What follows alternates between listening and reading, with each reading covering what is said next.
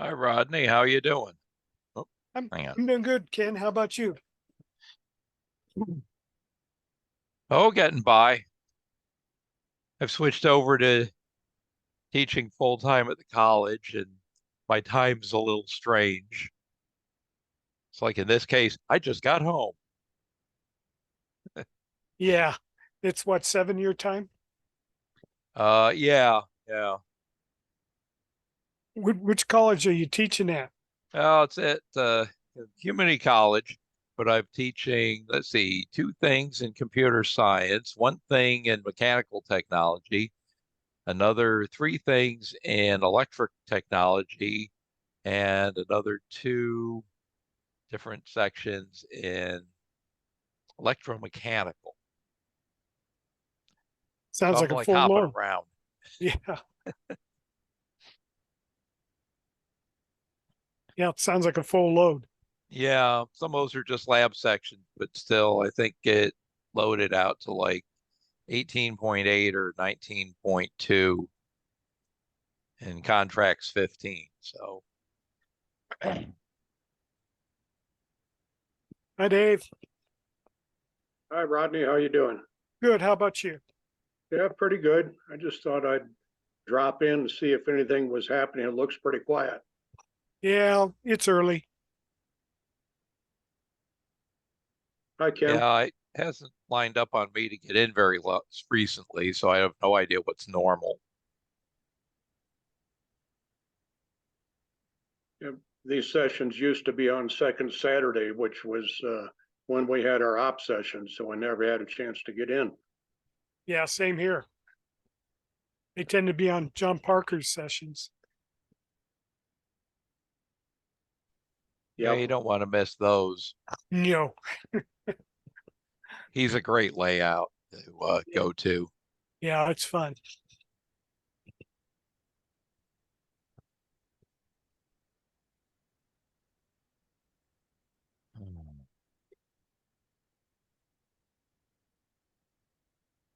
Yeah, Dave, I see you're not doing a January session. Yeah, we're traveling, and we didn't do a December session either. It was just too busy. We're going to be on a cruise in January over the normal time, and we just got back from about a month traveling in Mexico. So just been a busy time, and every once in a while I need a break. Plus, I've got some locomotives that seem to want to lose their address periodically. So I've got some new decoders to put in. They're Broadway limited steamers, and that's a bit of a challenge because it's all unmarked as far as what goes where. So I've got one in, but there's a little bit of issue with it. I need to get back downstairs and work on it. So anyway, looks like we've got somebody new checking in. Yeah, hi, Mark. Hi, I had to unmute myself. So yes, it was me that buggered it up yesterday. I'm the one that can't work out what day it is. That's most retirees. Well, it's Friday here. Yeah, where are you at? Sounds British Isles. No, I'm in Australia, in Victoria. So right down the bottom of Australia. What In the time is it cold there, bit. Mark? It's just past 11 in the morning. Okay, that's 11, not bad. 11 a.m. on Friday.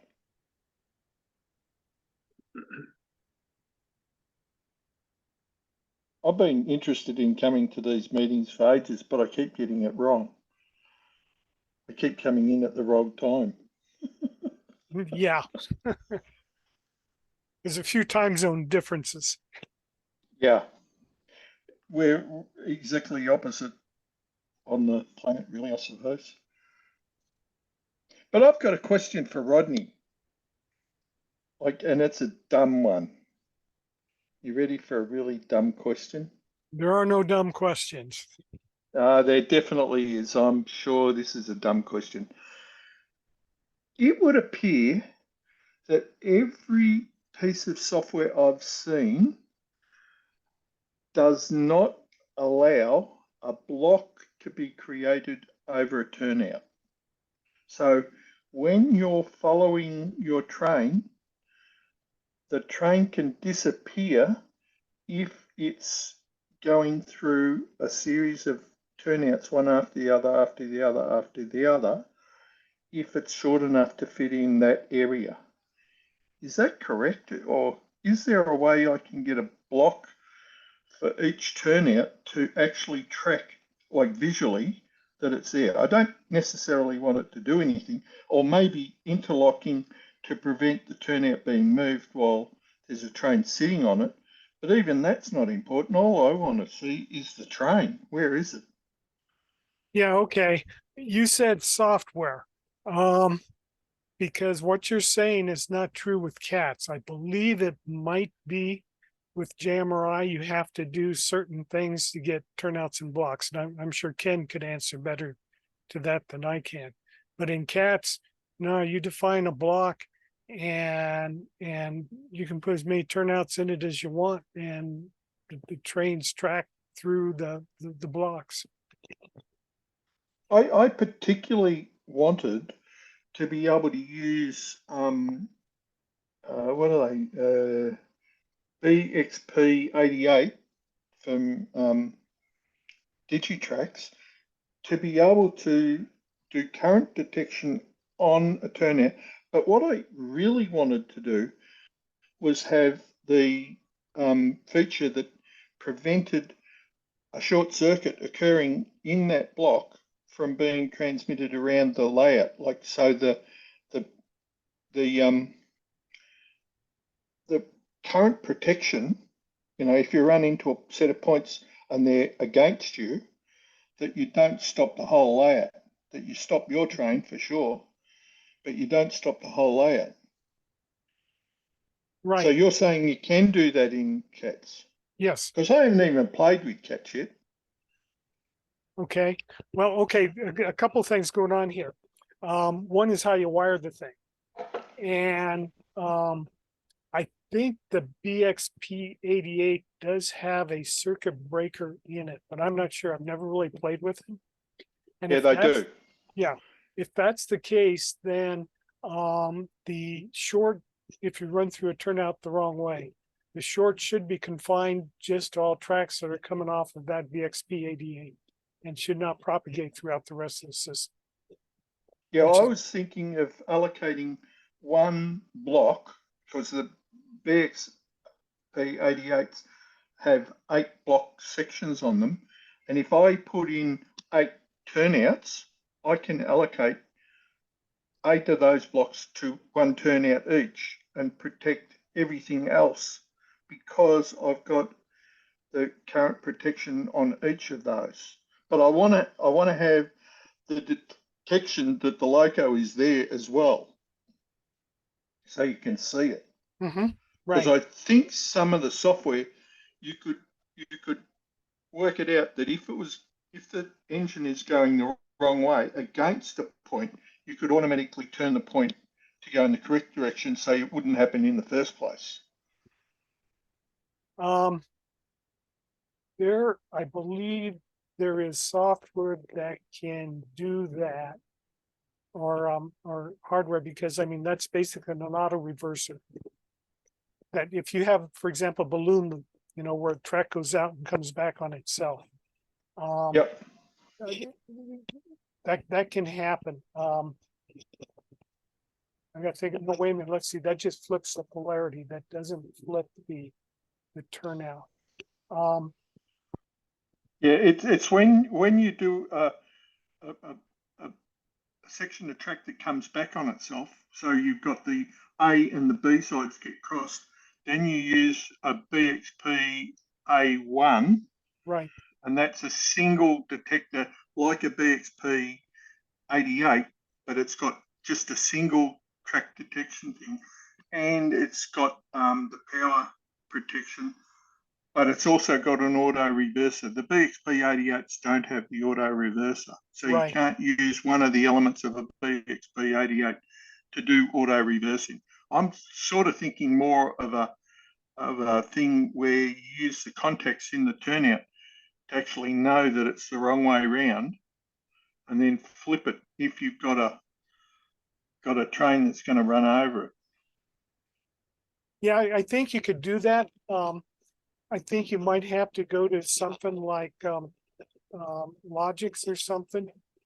It's Yep. you may have to do your own programming of it, is what I'm saying. I can't think of anything that does it automatically. Yeah. Well, Yeah. I've got a I question think I'm for you. dangerous. Yeah. Okay, here's the thing I'm questioning though. Okay, you're coming down a track and you move into a block that's before a turnout. Yep. What's going to tell the system that yes, it's okay to flip that turnout, or basically, is this train really supposed to stop before the turnout? And some of this Um. can get into opposing routes and other things. You Yeah. know, Yep. Yeah. I hear what you're saying, Ken, for sure. I think if you've allocated the route already, then you've locked it. You've locked that turnout. So even if you had an engine opposing it, then you'd have a conflict on your stop mark. So if you ran into that piece of track and got to the stop mark and were still moving, you should have the code that stops you there. Am I sort of clear on that? I realise that I'm not that clear. well, Rodney, I'm just trying to remember offhand when you set a route in CATS, does that inherently lock the turnout position? Yes. So it's only, I'm thinking if it's only unlocked would be the only time where you would flip it. See, if I take this back, let's say I look as though I'm going to run through the turnout, but I don't, right? I stop it. It doesn't matter if the turnout is swung the other way and then goes back. Who cares? Right? It's only in the event that you keep going that you've got an issue. And that's when you need it to be swung around. Or am I full of logic rubbish? Oh, I I've seen didn't a few think you things. could set a route through a turnout that was not lined for you. Yeah, I'm sort of the reason I'm thinking this is because at some point in time I'd have automatic running of trains in and out of these sidings, but at other times I'm manually operating it. So I'm running through the same piece of trackage that can be operated by the computer, but I'm doing it manually. So overriding it. And I'm not sure whether you have to have like an override condition or you just use fascia buttons to turn the turnouts when you're on. And if you haven't set it correctly, that's the circumstance I'm now talking about. Okay. Yeah. I hear what you're saying. Well, first of all, here in the States, there's a concept called a spring switch. And Yep. basically what you want to do is a spring switch in something like that. And there's a Yeah, but whole, my hardware won't do that. yeah, right. But you'd like to do that logically. I Yeah. think here we get to what does the prototype do and what are we doing because we're model railroaders? And you're getting into the realm of what do we do as model railroads? Because on the prototype, if you tried to do something like that, you get in big trouble. For example, if you were running a pure CTC type system, okay, and you didn't have a route allocated to you, and you went through a turnout, whether there was a a route going the other way or not, you're on track you're not supposed to be on, because the dispatcher has not granted you permission to go onto that track. And so at that point, then, bad things should happen. And that's the way the prototype would do it.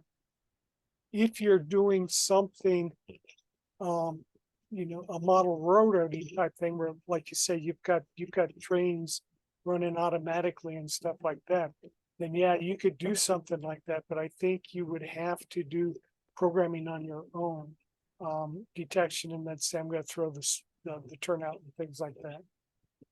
Yeah, I'm sort of thinking here that at some point in time, you've got an automated system like a CTC remote operation, and it's all signal territory, not none of it's dark territory.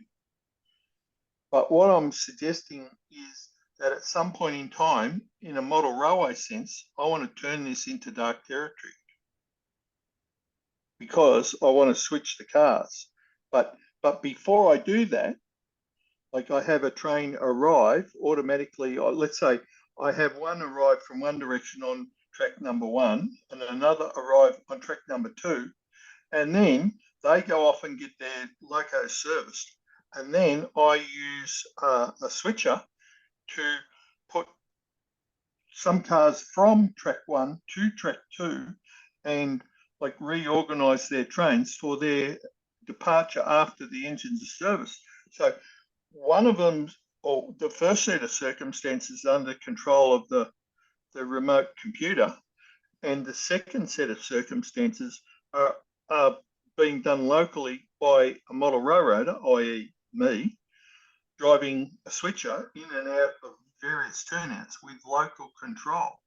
But I haven't, at this point in time, worked out whether I need to turn off the computer and turn the whole station into dark territory where I get to control everything.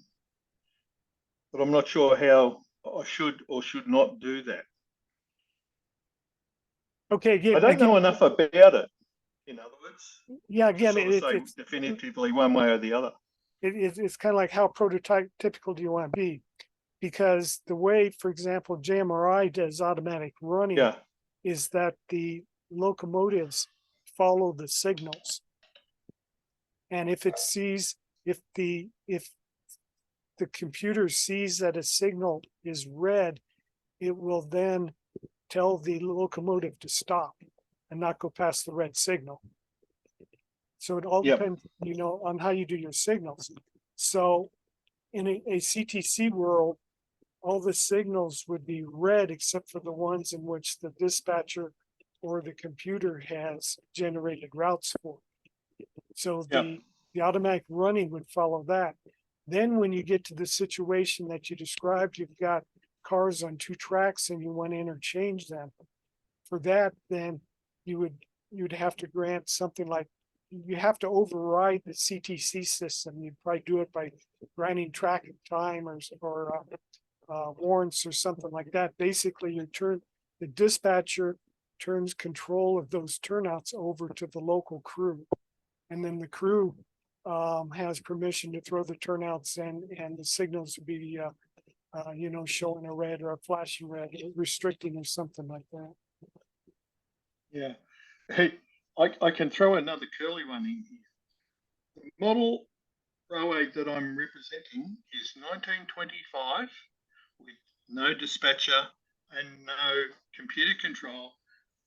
This is all to do with, I live miles away from anyone, so to operate my layout, I won't ever get any operators to come here unless they come from America and visit me for a week.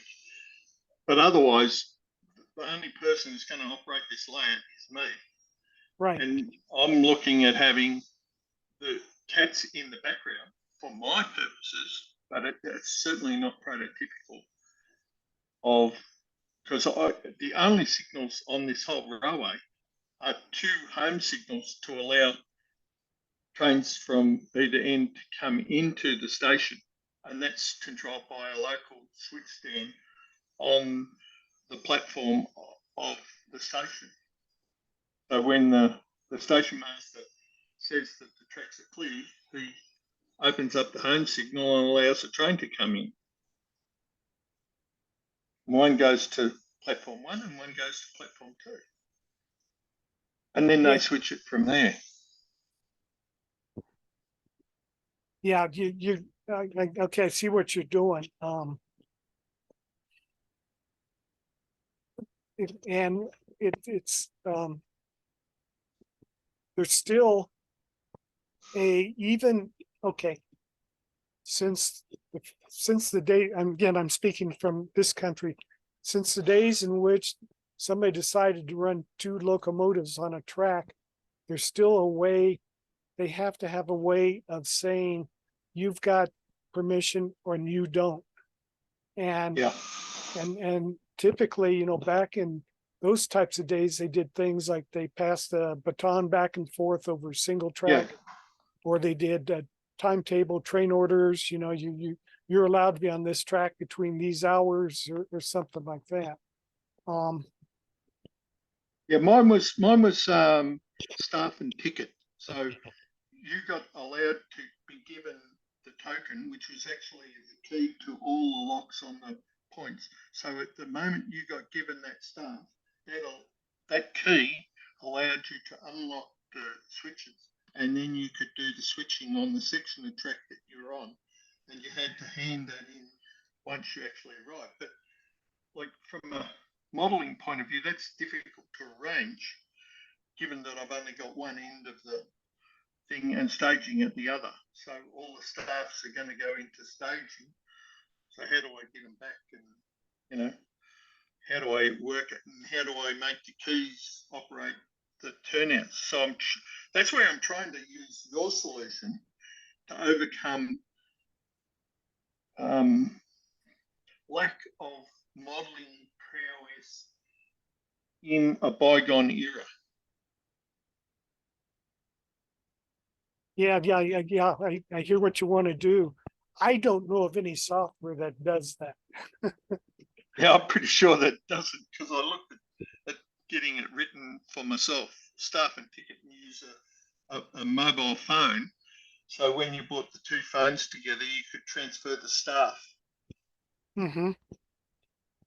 And the ticket part, I don't know if people actually want to know what staff and ticket actually is, but a ticket is if you see a staff at a station, you can have a written out piece of paper that says you're allowed to go on that section of track, because you know that the staff is actually behind you and it's being followed up on another train. So that's where the staff and ticket comes from. So you can write as many tickets as you like, so long as the staff is still at the originating station.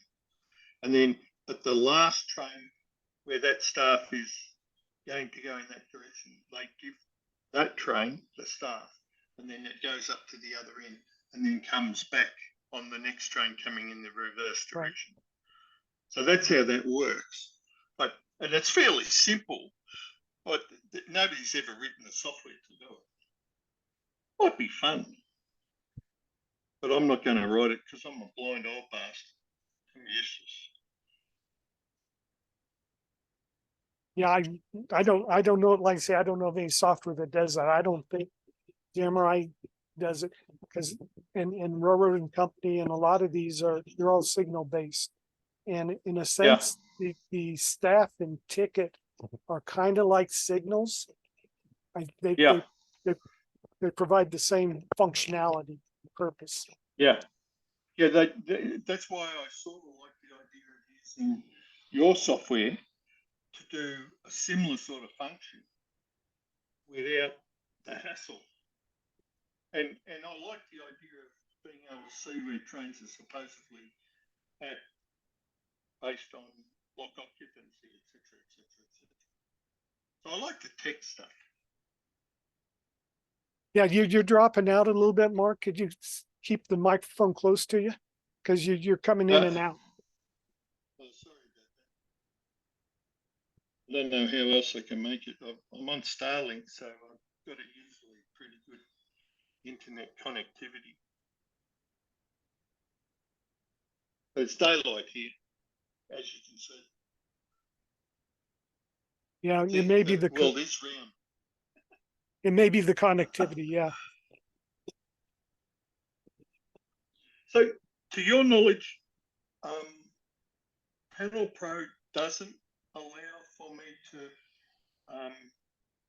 monitor trains in turnouts. Is that correct? Is that what you said? Okay, I only got part of that. Hang on, what if I move a bit? There you go. Does Panel Pro not allow for turnout block occupancy on an individual basis? Okay, I got part of that. Does Panel Pro do something with turnouts?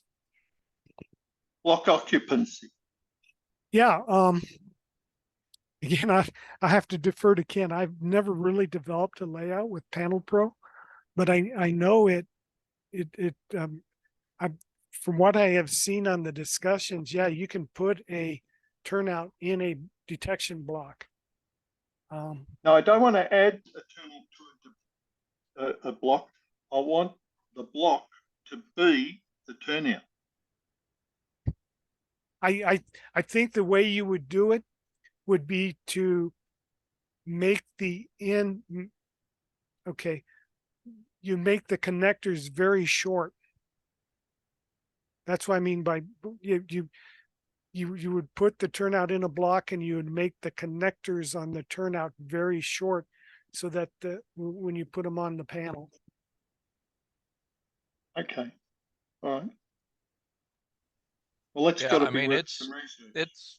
it's actually quite common to have a block that is really just the turnout. On a lot of the older cell CTCs that I've written, that's normal, and that's actually very important for the logic to announce either a train departing somewhere or a train arriving somewhere of that OS segment going active.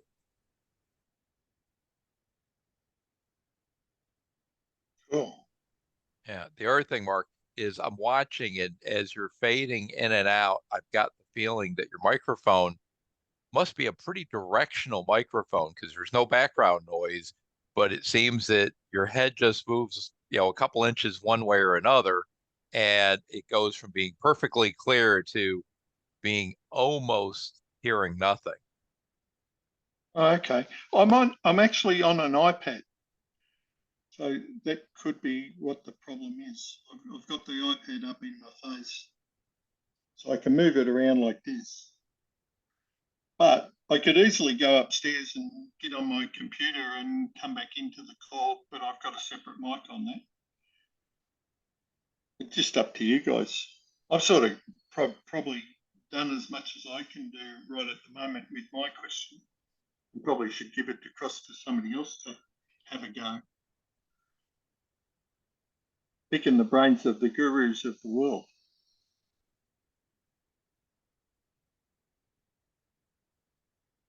I got to say thank you to you guys too, to Rodney and Ken. Like, seriously, you really are gurus. You're Maybe legends. we don't look at it. I don't look legends. I don't look at myself that way, but okay. Well, you are. Like, who else has spent the time to develop such great software and give it away for free? God damn, you are legends.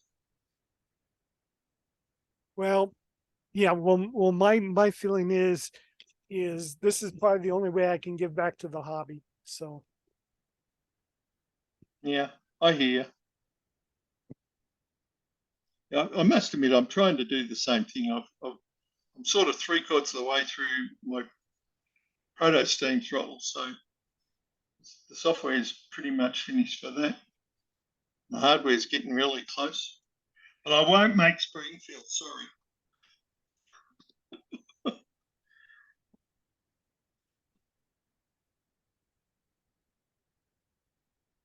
Right, I'll shut up now and let somebody else talk. I might wander up and go on the other computer. So I'll come back in a little while. Okay. Okay.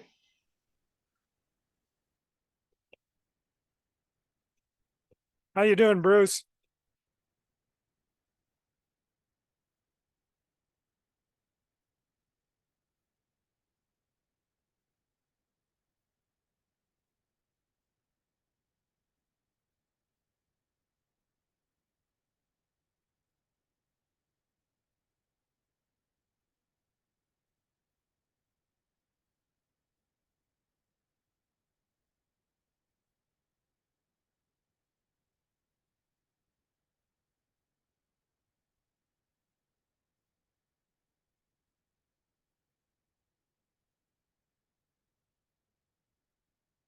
Well, Dave, how's the cats working out for you then?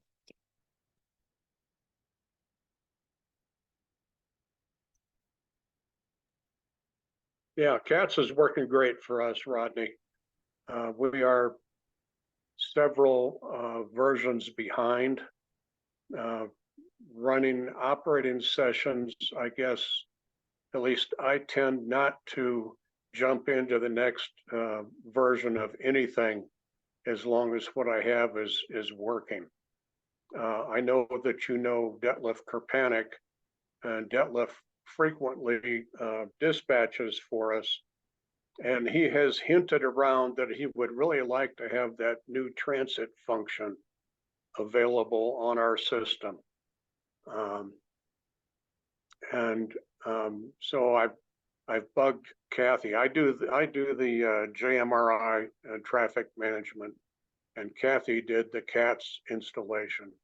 And when I need something different on CATS, or I want a symbol or a name on the panel, I get Kathy to come in and do that because I'm not a CATS guru.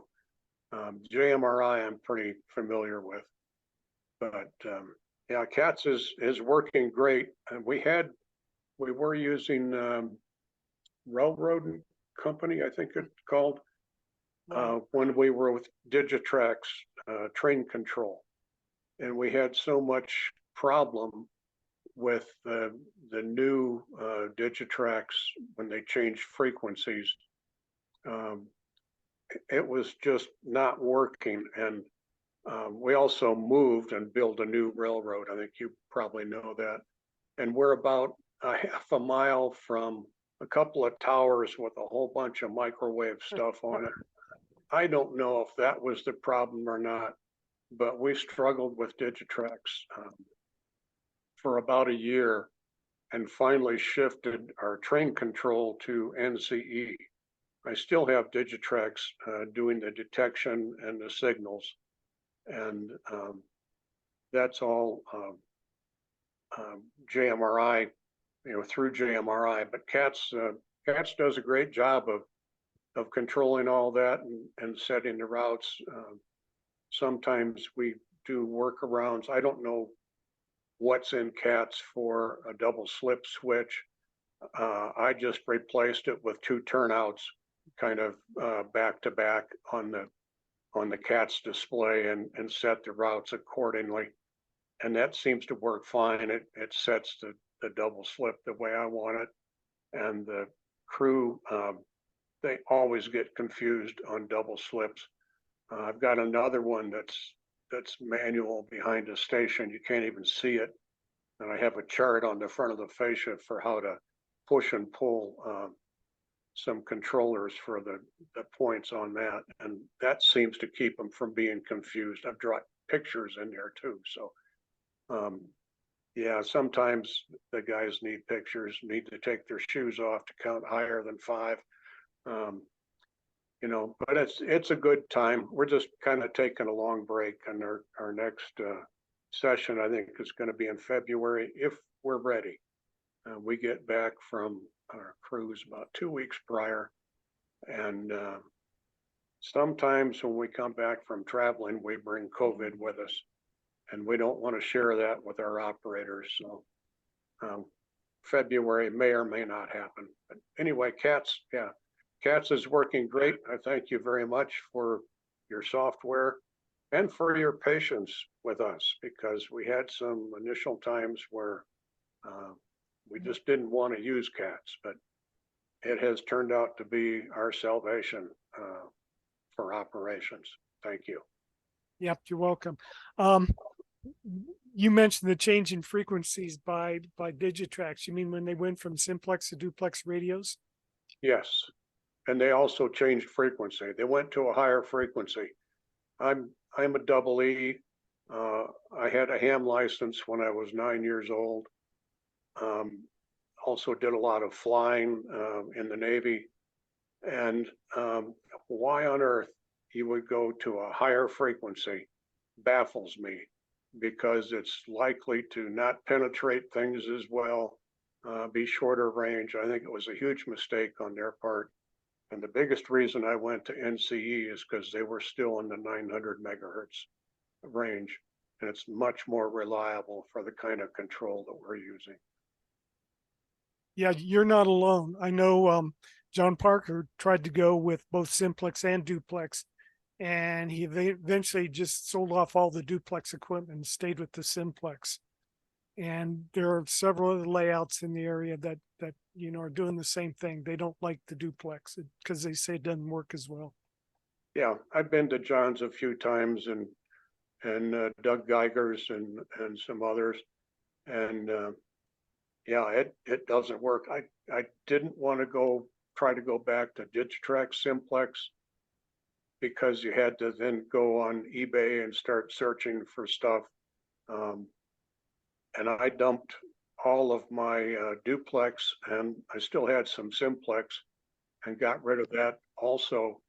The thing that really saved my bacon was Mark Gurries, who recently passed away, had a wiring chart on his DCC pages that showed how to connect the network from NCE to Digitrax. I thought I was going to have to replace 9 Digitrax boosters. Ouch. And it only took 4 resistors and 2 wires, and setting up a standalone LocoNet, terminated, I think is the right word, by a BDL 168. And that has worked like a champ. And in the event that any of my Digitrax boosters die, I can easily move that interface just down one and put in an NCE booster in its place. But that works like a champ. Saved me probably a couple $1,000 just being able to put that simple network in. So Yeah, that was great. I think you understand your concern with simplex, and I'd like to say Doug and John and Pat Lana and others are concerned because the stuff's obsolete. But I think what's helping now is stuff with Wi-Fi throttles. For example, engine driver and stuff that you can go on your smartphone helps a little bit. And I can't think of the name of the company. Is it TCS that's making the little Snicker bar type throttles? Those seem like they work out pretty good too. So I think we're seeing alternatives to the Digitrax simplex, but through other means. Well, here's the thing I'd say is that when Digitrax tried to move from simplex to duplex, it was one of those great, yeah, theoretically this works a whole lot better, but it seems that their particular implementation faltered, and their ability to update the different parts to try to get all of them harmoniously working together has been fraught with difficulty at best, and for some people downright impossible. But for instance, the phones, well, those are using some of the same band that the duplex throttles were using, and that was part of the move.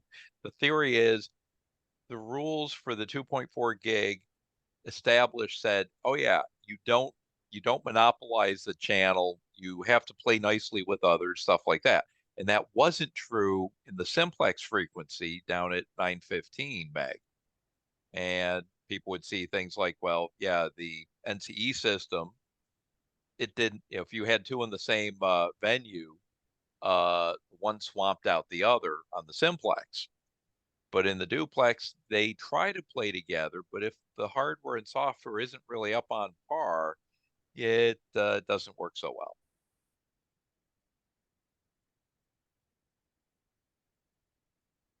Well, I'm kind of an old dog as far as the cell phones are concerned. I know that they seem to work, and I've had some operators say, "Hey, why don't you put those in and stuff?" And uh,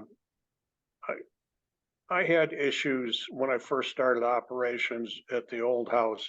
I would tell people that we were using the I forget what you call them now, the kind of local radio, sort of a CB kind of thing, for communication, and trying to use simplex, which worked, combined with duplex, which caused problems.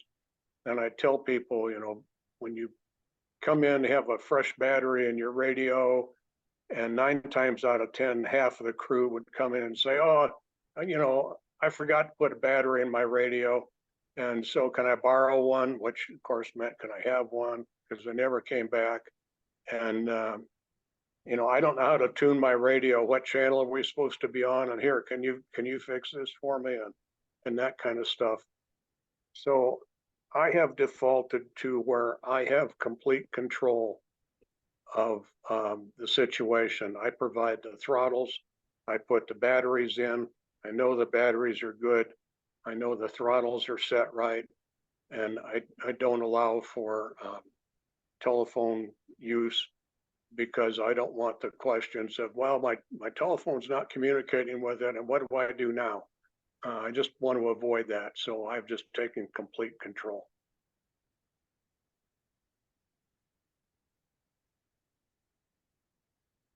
Yep, understand. Yeah, Yeah, I one also place. understand about the double slips that you were talking about. In cats, yeah, just put two turnouts back to back. I know Michael Neal near you, he had two really nasty double slips on either end of his yard, getting out on the yard onto the main line. And his operators had enough trouble with them. He eventually ripped them out and went with something that was simpler. But they were all manual throws. And that's why they're called puzzle tracks. Yeah. Yeah. Mike has operated here a few times. I have not made it over to his house to see what he's got going over there.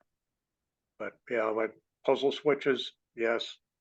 And it's interesting. And the other thing that hampers me sometimes is that way back in the 60s, I worked for New York Central, and I'm used to more prototypical stuff, and sometimes that doesn't translate well.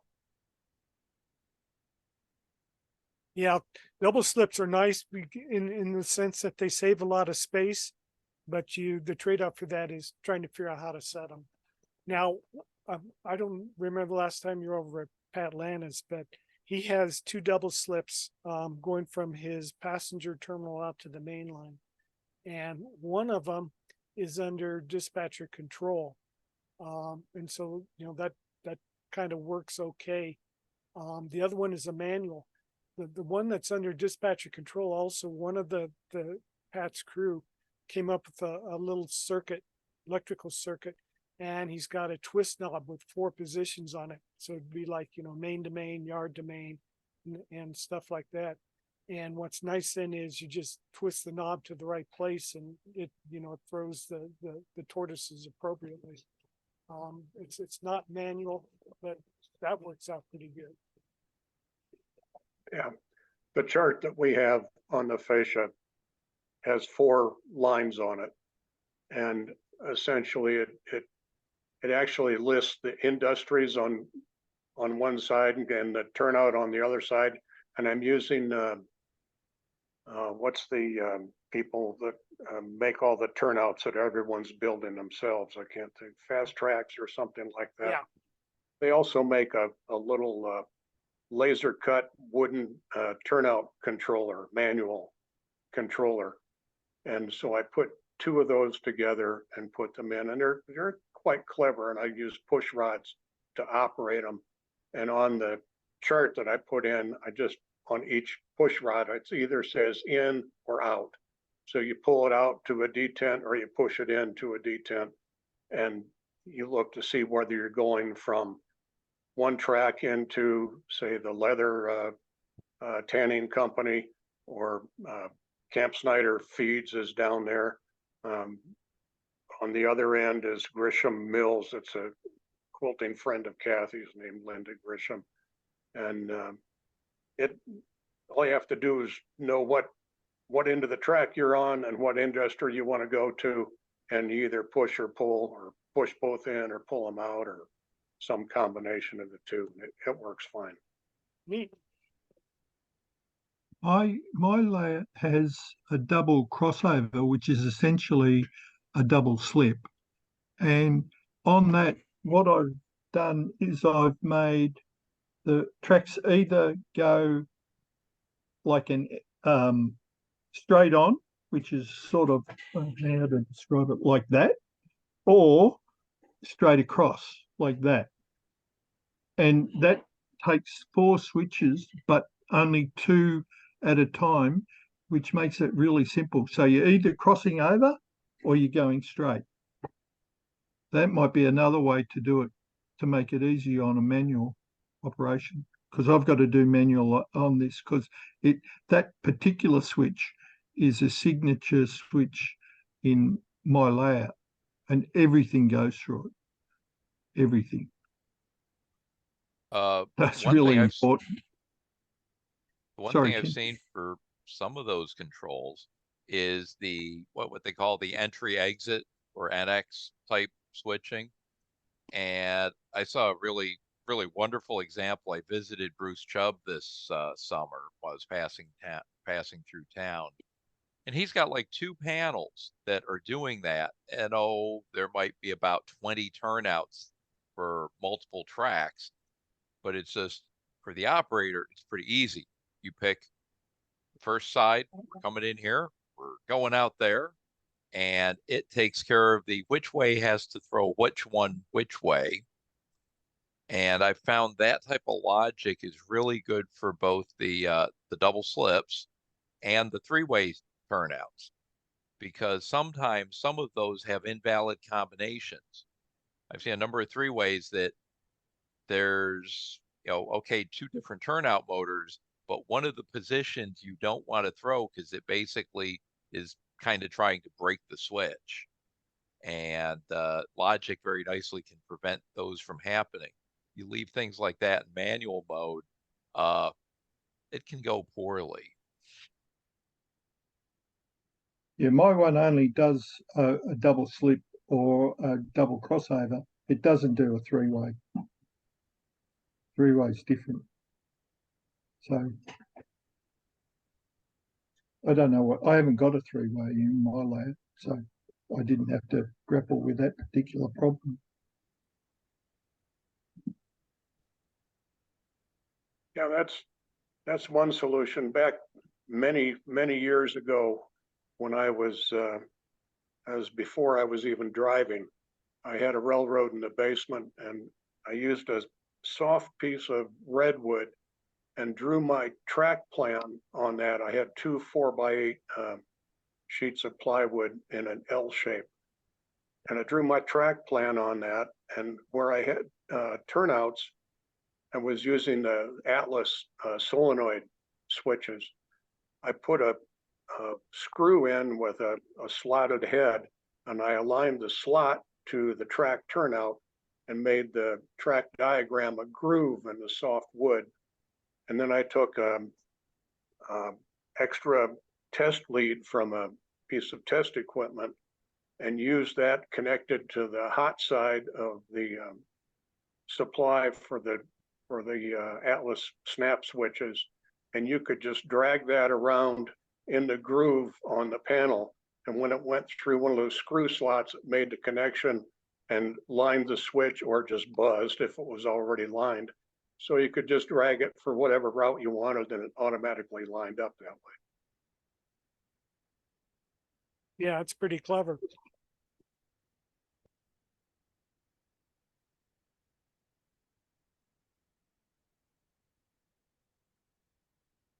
Well, getting back to cats, another thing you mentioned, Dave, that I'd kind of like to address, and that's the question about, you know, when do you update the software?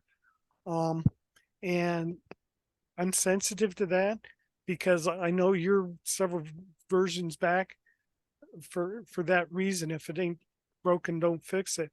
And I know of other people are the same way. So the current version of cats goes back several years, will work with several years old of JMRI as well as the latest.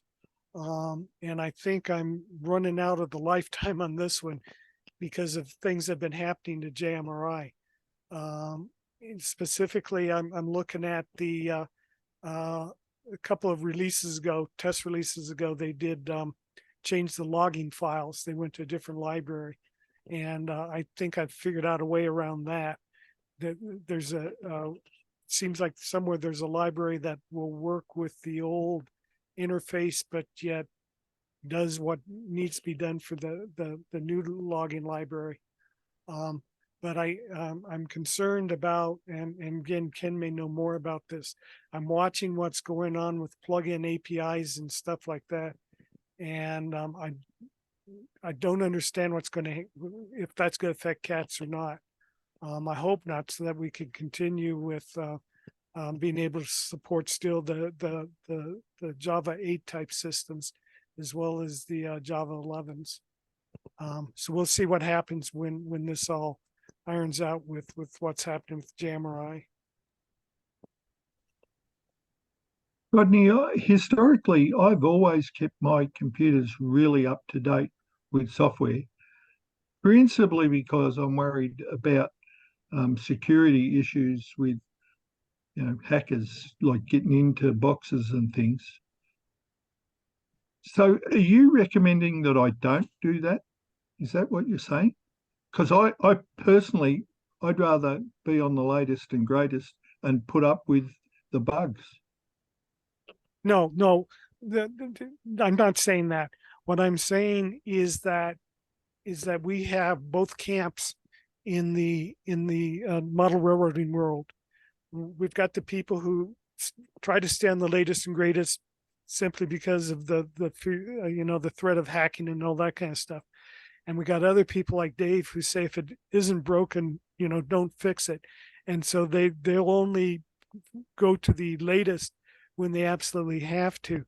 And what I'm trying to do is straddle both worlds.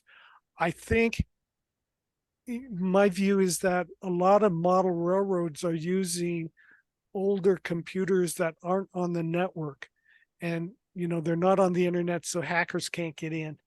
And so for them, you know, they can stay on older releases, and they're forced to go to a newer release when a newer release has something that they need. For example, I'm thinking primarily of JMRI, like Decoder Pro. You've got this new nifty decoder from, you know, ESU or whomever, but your version of Decoder Pro can't handle it because it's too old. Then you're forced to go to a newer version. So like I'm saying, I'm trying to straddle both worlds. I'm trying to please the people who don't want to upgrade, and at the same time stick with the folks like you who do believe that you need to update, keep on the latest and greatest. But because JMR changes so quickly, that's why I try to stay on only the official releases and not the test releases. Yeah. I only do what I do because I'm a coward.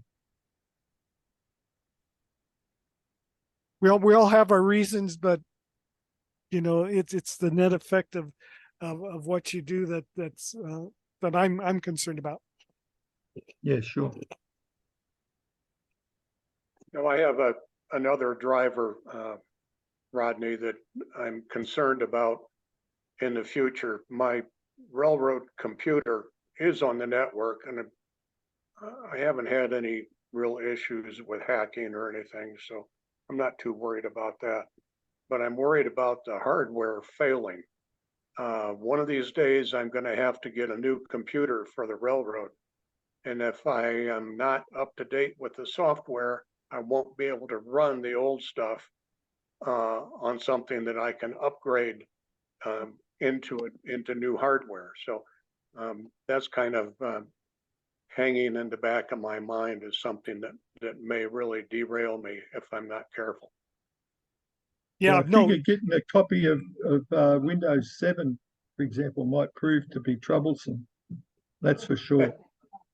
Yeah, I'm on Windows 10, so I'm not that far back on Windows, but still, there's the change in 7 or 8 to 11 in the I forget the name of the Java software, and I haven't made that jump. I just think there are things that I need to watch out for, and periodically everything needs to be updated and brought together to work. yeah, that's a problem too. The longer you stay on old stuff, sometimes the upgrade problem is even harder. For example, I think a JamRI, to update it for Windows, you can't go from I forget what it is, 420 or something up to the latest without going through an intermediate step. You have to do the periodic upgrades. And I agree with you. I've got the same fear. I'm sitting on a Windows 10 machine and I keep seeing all this Windows 11 stuff, and I know it's only a matter of time before I gotta go to a new machine, because this one can't handle Windows 11. It doesn't have the right, stuff in the processor. There's a whole heap of limitations on Windows 10 that have been covered off on Windows 11, and it uses a lot more hardware, a lot more.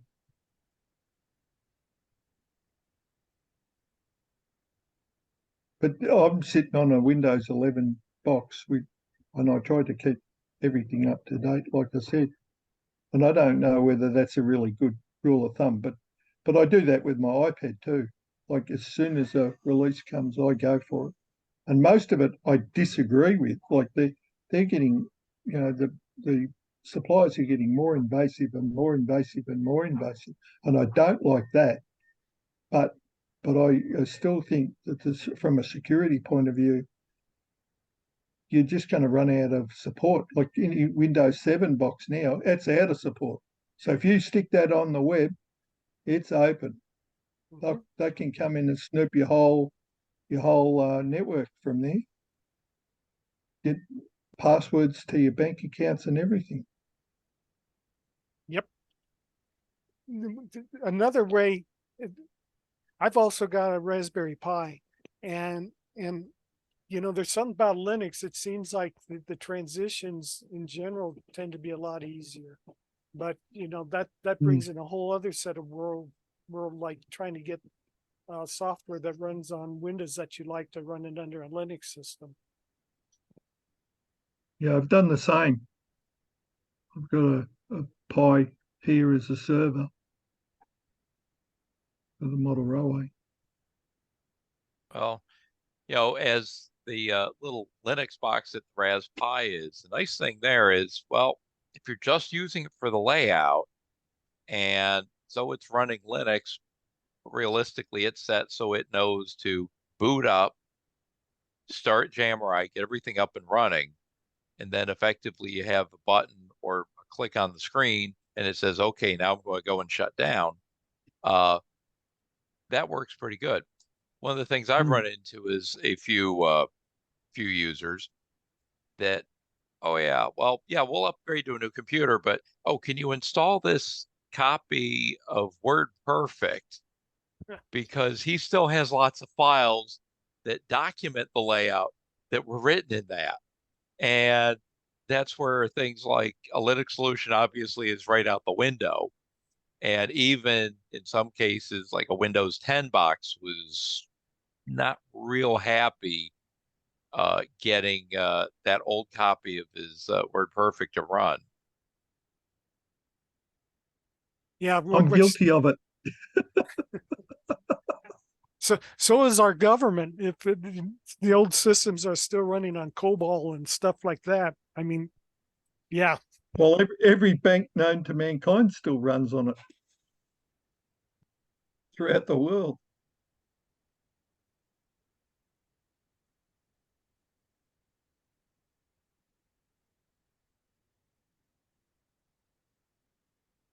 But that's where emulators come in pretty handy. For example, I had some TRS-80 color computer software that I liked, and there's now a color, and it's been out there a long time, a color computer emulator, and the thing is so small and run in like the level 1 or level 2 cache of a new computer. So all the timing's all screwed up, but it's always there. The other solution that I've gone to is when I was working, I had a project in which we did some stuff with VMware, so you could run virtual machines. And so I'm kind of a fan of getting a machine, a fast machine, put a lot of memory in it, and if you need to run VMware, and that is really smooth for moving files back and forth between a machine running Linux. I've got one computer and he runs Linux he runs Linux in one virtual machine. He runs Windows 10, as his native, and you can move files back and forth and stuff like that. And the And VMware. good luck to a hacker trying to get in there. Yeah. They can have fun. Yep. And the VMware stuff for personal use, it's free. So I forget what they call it. It's anyway, it's a free chunk of software and you can put any operating system on it you want.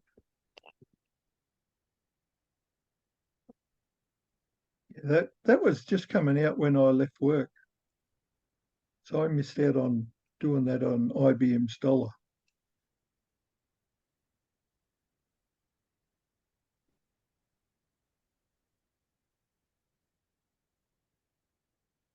I'm sure I had more questions for you, Rodney. Go Actually, ahead. now there's a question. I've purchased a whole bucket load of RFID readers, and they were incredibly cheap. I bought 92 readers, discrete readers, plus 300 tags, plus concentrator stuff to be able to get it back into the computer via Ethernet. Right? So it really does work incredibly well. But I was thinking I'd like to use those readers to do my start and stop for the layout, which means that I have to read the first tag that goes in and only read it once and have that released only when the whole block is released. So I read the first thing that comes in, which gives me a spot reference for when the first car passes that point. So it then goes into the slowdown mode and reaches the stop part, and again reads only the first entry coming in, but then all the subsequent entries that go in, it ignores because it only needed the first one. But I need to then send those, and I'm thinking MQTT, to divide up those so that I send one to the JRMI ops and another to a reporter that gives me all the cars that go into the block, right, subsequently. So I get two uses out of the same reader. Yeah. How do you guys feel about that as a solution? Probably Ken and you. Because I should point out, I paid $31 Australian, and in Australia we pay about 50% more for everything we buy from anywhere else in the world because of our crappy Australian dollar value. So my $31 was actually $15 in the other country. So $15 per reader with everything attached to it is incredibly cheap. Like you can't do an IR dot for that. No. It's more. No, that is that. Yeah, our RFID I think is coming on. And you're right; those are really, really good prices. To address your question, yeah, I think, and again, it's probably be you'll have to probably do the programming of it, but it makes sense, because in JMRI the stuff will come in, into a reporter, and you watch the reporter, which corresponds to a reader, and yeah, then it's basically then routing the traffic to wherever you want to go, whether it be to operations or you know, or whatever the other function you had for it. Yeah, I'm thinking operations to do car routing, etc., to do, tickets and switch lists and all that sort of stuff. Plus, I see if you lose the last car in the train, you're going to be told that. You'll be able to work it out because you should be able to track at least the first car and the last car at a minimum. Mm-hmm. So if you lose part of your train along the way, let's say in a hidden bit of trackage, and you come out minus 4 cars, the software should pick that up easily. Mm-hmm. I'll let you know that it's there and there's 4 cars and which cars they are. So this is a whole new world if we sort of dive in there, Mm-hmm. especially at the price. The price is right. Like Yep. It's so cheap, it's not funny. $15 a sensor, and for what it delivers for you, it's crazy. Mm-hmm. What do you think, Ken? This is Well, in your turf too. here's what I'd say about the tag readers. Right now, over in the LCC world, they're taking a long and deep look at that and how do you pass that information around. And the fact that you've got some readers that work this way, some work that way, some tags are just, are not loadable, so they're just some arbitrary content, and other tags can be programmed with specific content. And that, like I say, the big guns are looking at it, trying to resolve how some of that should pass around a layout. And I think probably during next year, they'll make some good headway on here's a good way to deal with this. In the meantime, it's still kind of haphazard. Yeah. Yeah, I hear you. But I do think its time is about now that it's going to arrive and make a difference, because from the start-stop reading, you don't care what the reader comes up with. All it has to do is come up with an entry, and there's your start and your stop. So if a character is received, the start and stop are met. Well, the biggest thing I've seen with the readers is going back a ways. A lot of the earlier ones, if you had, say, double track, you couldn't guarantee that it was reading which track of the traffic going by. I If think that's that's been sorted now, Ken. Yeah, if that's That's sorted. sufficiently improved now, then we're getting closer to something easier to use. Well, the other problem that they had, Ken, was if you drove your train at, let's say, a scale 80 mile an hour, the 125k tags, they would miss a read because the tag wasn't above the reader long enough for it to register. Now, with the 13.56 megahertz tags, they read it something like 90 times in that 80-mile-an-hour scale speed.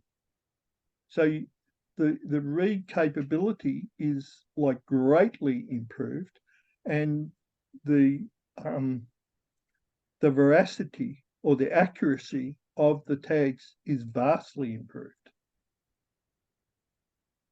And you can do things like how many times did you read the tag in the allotted time? You could then compute how fast the train was going just by the number of reads.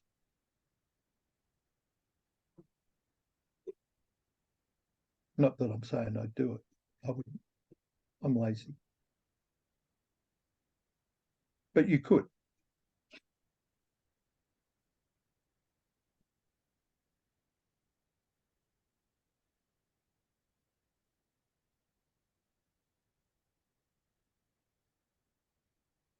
Pretty good technology, I reckon.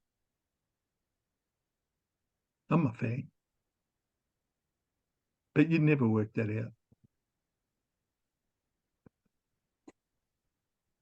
No, it's a great time to be in model railroading. So many things are happening, and it's scary, but at the same time, it's really exciting, and we're only making the hobby better. Agreed. Well, like it's JMI's time. It's here. It's arrived. Everybody's adopting it more and more and more, and it's just on everybody's lips.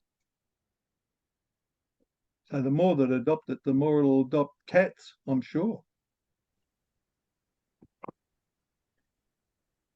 Okay. Just on the topic of some of the newer tech, maybe it's old, maybe it's a mix. And this is tangent to cats. I've been having great fun for now. I think it's the last 2, maybe even 3 years, operating with um, Bob down in Virginia. He's made his layout available over the internet through some cute little tricks. He uses cats for dispatching, and I remote dispatched it once from, so I'm in Syracuse, the layout's in Virginia, and I think one of the engineers was on Long Island, and I think 2 in Pennsylvania, because he's able to support up to 4 of these remote cameras. And it's the biggest thing is that cameras as the cab in a locomotive on a layout, you see every single imperfection of the track. Every little extra twist, bounce, you name it. It's like, yeah, you really want the eye to be that close to the rails. But it's been really good. Um, if anybody wanted to do something like that, Bob Rodriguez is the person to talk to, because he's got it kind of dialed in rather well. Biggest problem he has is on the camera, it needs a little bit of an antenna, and his layout, you're running in and out of tunnels a lot. And the number of times that you're doing fine and then suddenly something snags inside a tunnel, it's been kind of amusing. The other fun one I've been having the last couple of weeks is, okay, NC is coming out with a updated command station. It's not all that different externally, but the guts are all different. And I've been having to totally revamp the memory map in JMRI for how to talk to it. All the functions, all the features, basically number of this, number of that, all that's still the same. It's just none of it's in the same place anymore. So I had to go in and teach JMRI, oh, if you're on an older system, it's all over here, and on the newer system, it's all over there. And I think there's a few other vendors getting close on some new toys too. That, like I say, I think Springfield, Mass in end of January may have a few interesting releases show up there.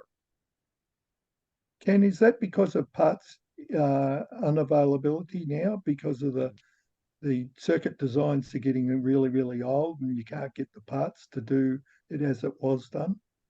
That was a significant driver, was just the obsolescence of parts. The other was, of course, also over the COVID period, just the sporadic availability of parts. Mm. I mean, he had been looking at, yeah, some of these parts are getting harder to do, so he had been working on it for a while, but finally the push came within the last year or two that, yeah, what the NCE command station does is basically really good, and it does it very well. It's just we got to use all new parts now. Yeah. And in some respects, that gave him some new things he could do under the cover. It just had a side effect that, yeah, all the memory locations are different. So you have to address everything now with what tables, or you just rewrote the whole thing? It's some Java tricks for, oh, you're on this connection or that connection. Here's your memory map, and the rest of the code just says, here's where I get my memory, here's where I get this, and here's where I get that. And the other part actually hides the fact that it's different places. One of the things that I like about the software coming out now is the fact that it's disassociating your particular model railway with a particular brand of DCC system. So, for example, I've got a Z21 that's got a, a Digitrax port on it, but I can run other ports talking to other hardware via JRMI, or if I went to train controller, I can plug in all sorts of different protocols into that, and they still work and they interoperate, which was never the case like 10 years ago. There was no interoperability between one manufacturer and another, but there is now. It's terrific. And I'm going to give credit to you about that one. Well, JMRI's been a key part of that, because it was the, pocket toolkit, different blades for everything, just like your Swiss Army knife. And each different system that came out, if somebody knew how to talk to it from a computer and release that information, JMRI learned how to do that. And some of this gets into just basic knowledge of model railroaders. And this gets back to some of the old computers. A model railroader generally doesn't like to stop using something until it is dead, dead, dead, dead, dead. The fact that it may be painful and more expensive for them to do it, take longer for them to do it, that doesn't seem to be enough to say, okay, I'll drop a few bucks and smooth this all out. And I'm not one sometimes of them, Ken. I'm not one of them. I'll drop the dollars. there's quite a few out there that it's like, it would be so much easier if they did update this or did update that. But okay, you work around it, keep going. That sounds like what Rodney's talking about with keeping his different versions of CATs working with different versions of third-party software to keep it all running sweetly, so that end users don't get trashed.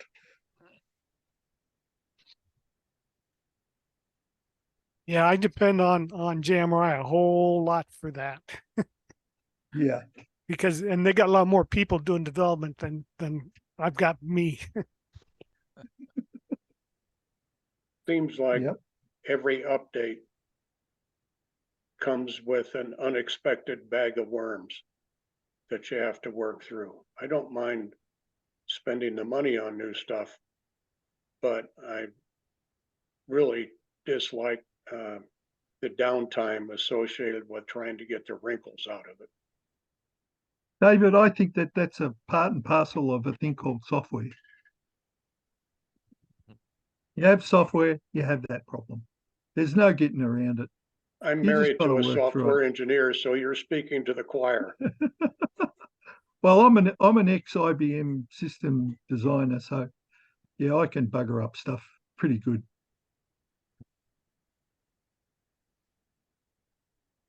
But I haven't done it for like 20 years, so I'm a useless old fart now. I rely Well, on blokes like Ken and Rodney. I'm looking forward to actually this one class I'm teaching next semester that we'll see how it goes. But I'm basically trying to prove to some other people on campus that most most of the computer science was teaching programming backwards. They were basically starting with a language and then trying to teach, the concepts of what a program does. And instead, I was able to track down a textbook that focuses on the concepts of programming. And then at the back end, it's like, oh, yeah, well, here's the examples. And the syntax is Java, Python, or C++. And that, and my own feeling has been if you understand the concepts, uh, the other parts of the syntax and the IDEs, the programming environments will tell you when you got that wrong. And it's going to be interesting to see how well this actually works with brand new people who have never really been doing programming. That's me.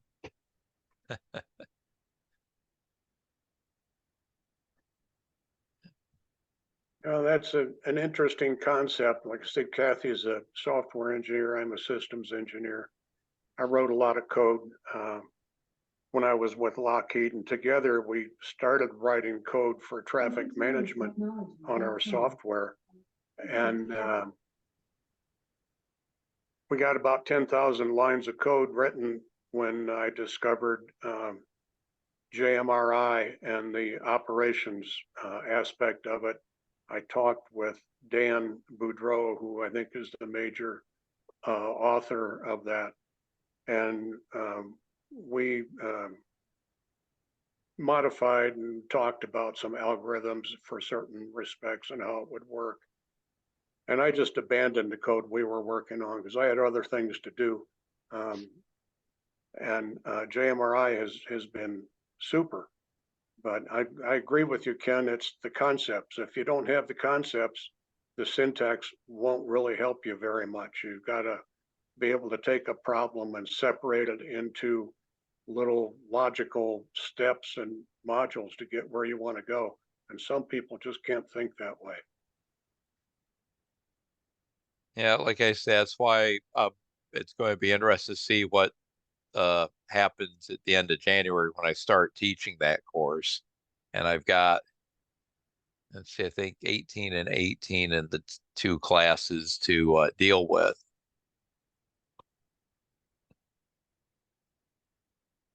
I think if you taught them how to code JMI, you've taught them how to code the world.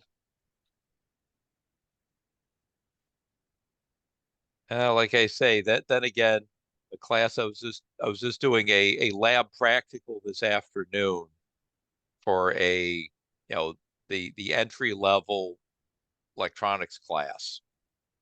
And all they had to do on a proto board was put together one circuit that was just a DC, 3 serial resistors, take certain measurements, and another one where, okay, same sort of thing, but you got like 2 resistors in parallel and then one in series with that.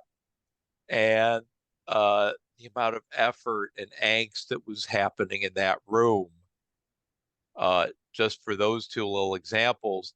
And then the icing on the cake was, okay, set up the function generator, generate a sine wave, display it on the oscilloscope, and show that the right time base and the right voltage is coming through. And I actually had, I think it was 2 or 3 students that just couldn't even do that. I mean, just that one just boggled them too much. I had students, Ken, back in the day where I did virtually the same thing, and I asked them if I had a 2 amp current through the single resistor, how much current would I have through the other two resistors? And they got it wrong. Yep, that's the class. Actually, the Oh, amp meter, the two leads go into the amp meter, but they're on either side of the resistor. That was another one that showed up a few times today, and they couldn't figure out why they got such low readings.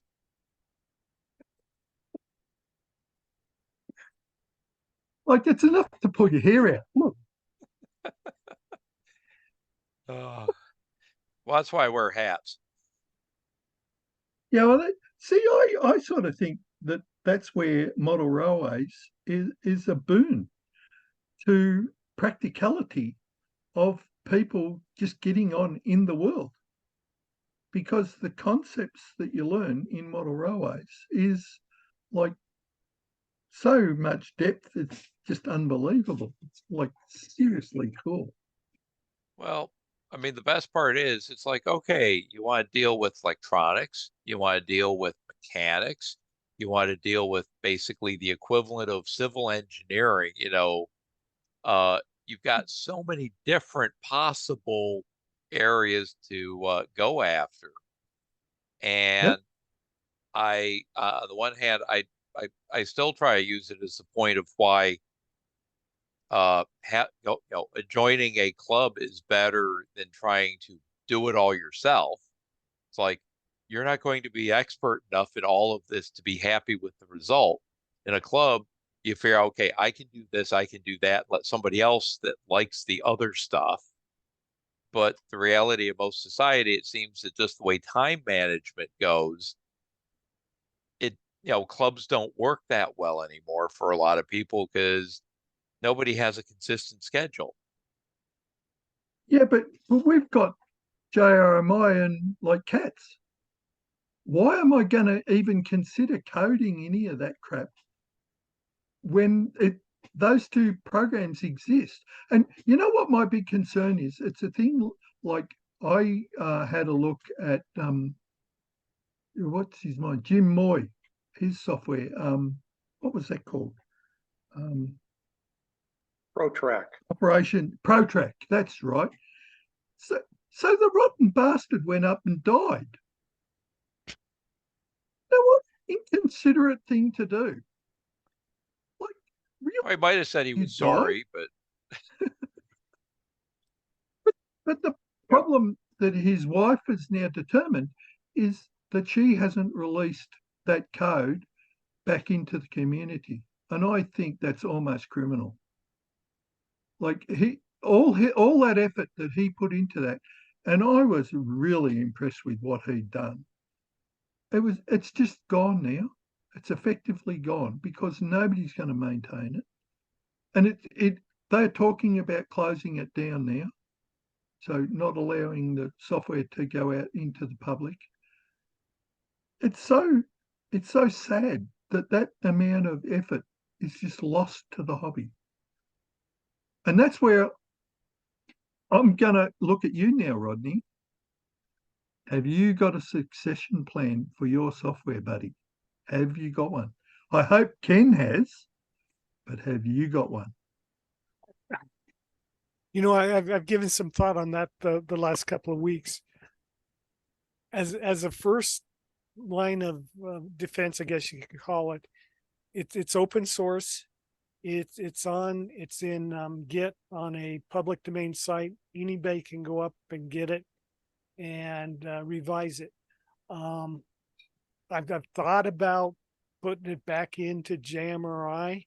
And in fact, a question came up on this stuff about plugins and APIs and stuff like that. Why isn't it?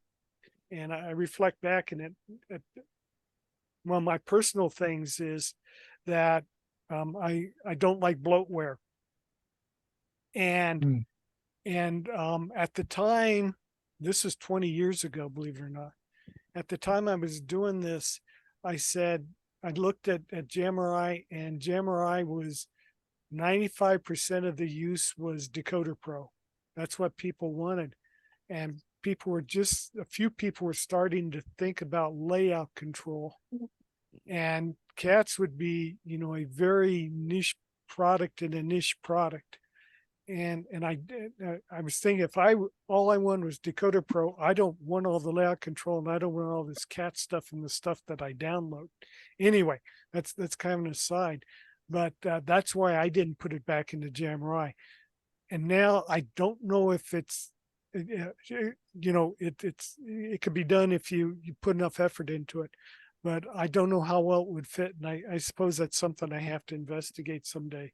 But anyway, everything I'm doing now is on a website, and it's in my documentation, or not website, but a GitHub.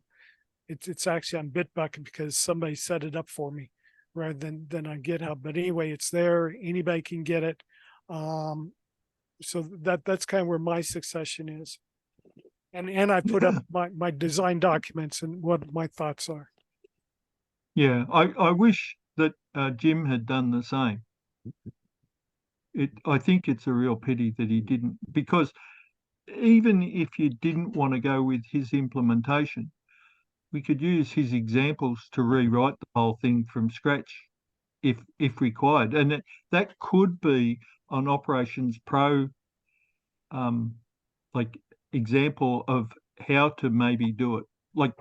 I'm not saying I know enough about it to know that it's actually doable.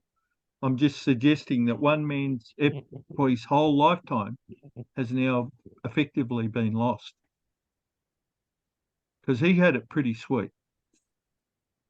So I would have to say that a lot of the things that were initially in Operations Pro and things coming after, a lot of it has been driven from, okay, well, you could do this in ProTrack, or you could do that in ProTrack, and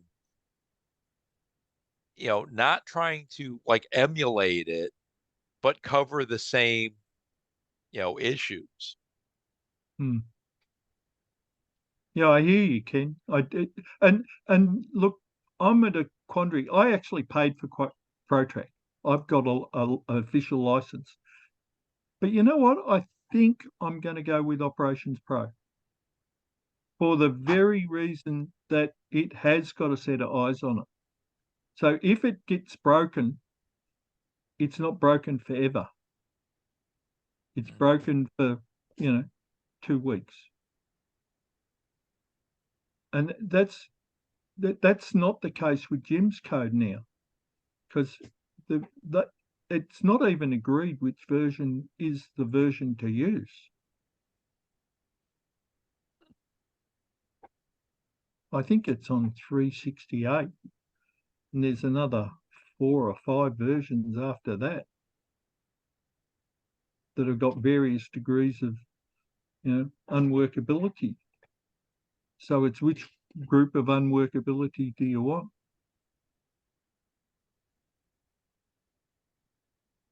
Yeah, well, Sad. Operations Pro is alive, and it's evolving, and it's supported, and ProTrack isn't. I mean, Yeah, and Operations Pro is free. It's a free yeah, download. I yeah. also, But I don't mind paying for this software. Like the amount of effort that's put into it. I seriously don't mind giving some dollars back. So if JRMI ever wanted some money from me, guess what? They're going to get that. I just don't know whether they actually hold their hand out and ask for it. Actually, you go off of the main site, and at the bottom of the page, there is a link to somewhere that does donations via different methods. And the one comment I'd make is it was only, I think, within the last year that Bob Jacobson finally got repaid for all of the legal fees that went Oh, on the Matt back. Kaiser stuff. Yeah. That basically he's finally been repaid with them for everything from those days. That And was 20 years ago.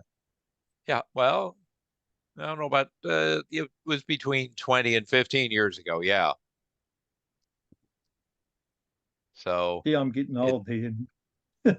Well, and basically it's taken people throwing like $5 or $10 here and there towards it. And of course, there's always the domain fees and some of the hosting fees, but um, that gets covered fairly easy.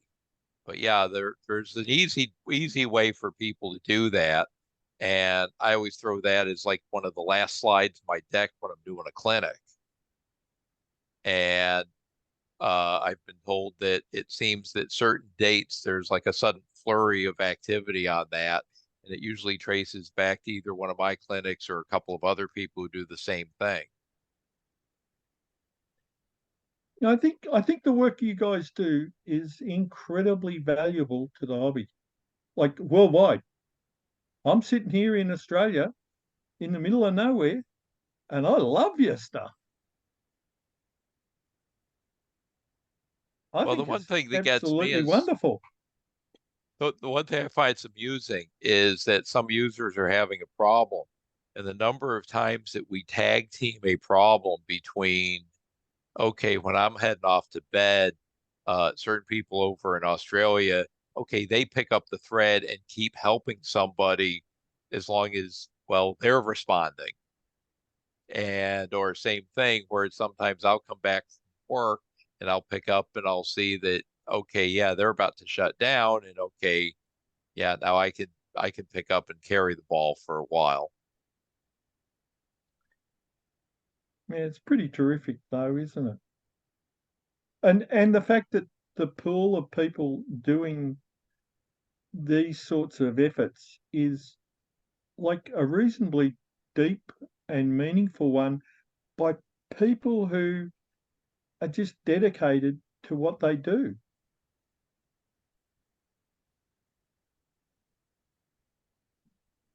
I'm impressed. I agree. I'm also impressed, and I'm really a big fan of JMRI Operations Pro.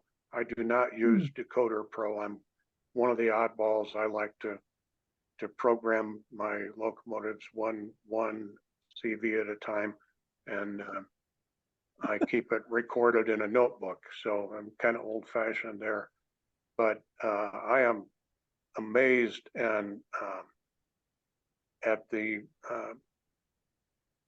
organization that Dan Boudreau has in his software. You can write up an issue that's almost incoherent, and Dan will figure out what it is you're talking about and be able to tell you how to fix it. Or if it's a bug, used to be the next day he would issue a fix for it. Now it comes out in the next rev, but it's amazing. And there's some, I don't know, I'm guessing 500 pages of documentation that he has put together that goes along with that. And you can read it and understand it. And it's just amazing. My experience with software people, not the one sitting next to me, but with with some others, I've got to stay out of trouble here somehow. Is that software people don't like to write documentation? They hate it, and it's amazing that Dan has put this, not only the software together, but also the excellent and detailed documentation. I think it's just fabulous. Yeah, I used to employ people in my software house, and I used to try and get dyslexic people to come in because I found that dyslexic dude, they wrote code that I couldn't understand at all. Like I was sitting there going, what the hell have you done here? But it worked. But then I made them explain their code to the rest of the software team, and they hated that. And then before I give them another job, they had to document it, and they really hated that. So that was fun. That was fun. But that I got code that I had no idea what it was all about. And this was like 20 years ago. And they started using a thing called threads. What? What? Threads? What the hell is a thread? They did it. It was amazing. It was so much fun. But I did get into trouble though. Some gorgeous woman walked into my office, and one of the guys turned around and said a really inappropriate thing to her, like about having sex with her then and there. Oh boy, was I embarrassed. I ushered her out of the floor, and I never took another woman into my little area ever again. It was so bad. See, I can kill a conversation.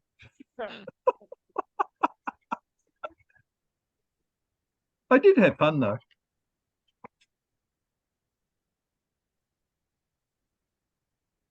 But you guys wouldn't do that, would you?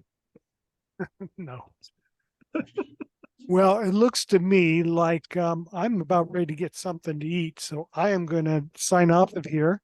And it's been good talking to you guys. Mm-hmm. And thank you. Yeah, You're welcome. I'd say it's probably been long enough today. Yeah, I've got other stuff to do too. It's been good catching up. Y'all take care. Have a good holiday. We'll probably see you next year sometime. You too. Yep. Yep. See you Everybody guys. have fun. Bye.